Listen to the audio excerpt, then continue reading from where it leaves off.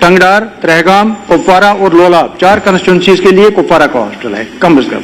तो हमने चाहा था कि इसको डिस्ट्रिक्ट हॉस्टल बनाए और खुशकिस्मती से 2014 में जब हमारी सरकार थी, नेशनल कॉन्फ्रेंस की सरकार थी, उमर अब्दुल्ला साहब की सरकार थी, उस वक्त इसको एक ऑर्डर, गवर्नमेंट ऑर्डर हुआ, कैबिनेट डिसीजन हुआ कि कुपवारा को एडिशनल डिस्ट्रिक्ट हॉस्पिटल बनाया गया।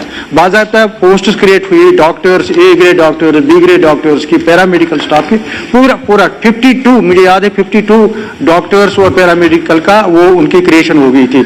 लेकिन हमने बाकायदा उसकी उस वक्त उसकी इनाग्रेशन भी की, बोर्ड भी चढ़ाया, सब कुछ। बाद में जब पीडीपी की इन्हीं की गवर्नमेंट आई, फयाज साहब की गवर्नमेंट, पीडीपी की गवर्नमेंट, उन्होंने उस ऑर्डर को टर्न डाउन किया। टर्न डाउन करके क्वेश्चन नाउ तकरीर नहीं ना, सवाल अगर पूछना चाहते हैं सर मैं ब्रीफ में टर्न डाउन किया, ब्रीफ नहीं सवाल पूछे, टर्न डाउन किया उस वक्त। मैं चाहूंगा जो ऑर्डर हुआ था, जो उसका अपग्रेडेशन का ऑर्डर हुआ था 2014 में, उसको रिवाइव कर लीजिए फिर से, ताकि वहां पे एडिशनल डिस्ट्रिक्ट हॉस्पिटल रहे और लोगों का फायदा। इसके साथ सर एक छोटी सी रिक्वेस्ट है मेरी, त्रेहगाम का हॉस्पिटल हेल्थ सेंटर जो है 1958 का है, मैंने ऑलरेडी रिक्वेस्ट की थी उसको अपग्रेड करने की भी, उसको भी कंसिडर किया जाए। बिजली की बात करी और आपका प्रॉमिस था, आपने कहा 16%, बहुत बड़ी पीठ थपाई अपनी कि 16% रेवेन्यू। मुझे बताइए, मीटरिंग का अपोज किया था, ठीक है, मीटर लगे, आपने पहले अपोज किया था, अभी आपने खुद कहा कि लगने चाहिए। लेकिन मुझे बताइए कि आज भी 70 वर्षों के बाद किसी भी गांव के अंदर जाइए, जितने मेरे एमएलएज हैं, अपने ईमान से पूछिए कि क्या आपका रोटी खाने का वक्त जब होता है, क्या बिजली कट होती कि नहीं होती है? आप भी आज भी उस बिजली का कट हम खत्म नहीं कर सके।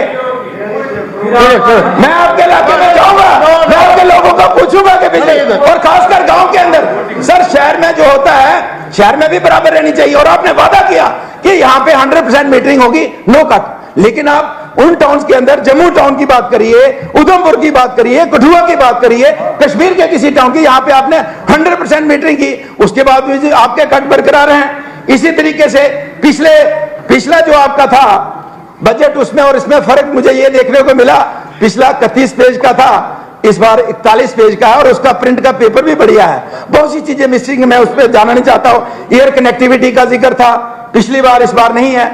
आंगनवाड़ी आशा वर्कर का आपने वादा किया था अपने में, तो कम से कम स्टेट के शेयर से उनका जो बनता है ऑनरेरियम, उसको बढ़ाना चाहिए हमें।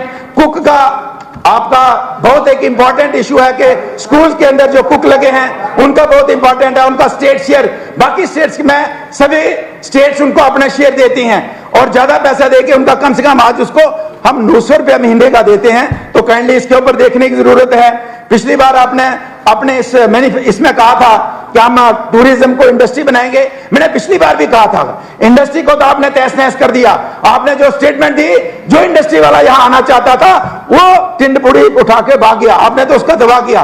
वैसे मैं इन जनरल बात करना चाहता हूं, जितना 70 वर्षों में हमने इंडस्ट्री को फोकस किया है, अगर उतना पैसा, उतना फोकस टूरिज्म इंडस्ट्री को करते तो आज जम्मू कश्मीर हिंदुस्तान की नहीं, मैं कहना चाहता हूं दुनिया के सबसे रिच स्टेट होती। आज भी पिछले बजट में था, टूरिज्म इंडस्ट्री का इस बार जिक्र नहीं है। केसीसी लोन का आपने वादा किया मैनिफेस्टो में, इनको माफ करेंगे, कोई जिक्र नहीं है। लास्ट में मैं कहना चाहूंगा, मैं विधानसभा की बात तो नहीं करूंगा, लेकिन मानतनाई एक इंटरनेशनल योगा सेंटर है, 100 करोड़ के ऊपर केंद्र सरकार ने उसके ऊपर खर्चा है, लेकिन आज उसको आउटसोर्स करने के लिए आपके लगभग 1.5 साल हुए हैं। मैं आपके जितने भी अधिकारी हैं, जो आपकी कमेटी बनी है आउटसोर्स कमेटी, उसके जो चेयरमैन हैं, उसके जो मेंबर्स हैं, उनको हमने बार बार कहा कि कम से कम आउटसोर्स तो करिए। बिल्डिंग बनी है ताकि वहां पे टूरिज्म का फ्लो हो, उस एरिया का लोगों की इकॉनमी बढ़े। आप एक छोटा सा काम, एक जो प्रोजेक्ट है जिसको आउटसोर्स करना है, वहां नहीं कर सकते, तो आप क्या लोगों को, जम्मू कश्मीर के लोगों को, क्या लोगों को आप यहाँ जो जिस तरीके से आपने वादे किए हैं किस तरीके से पूरा करेंगे?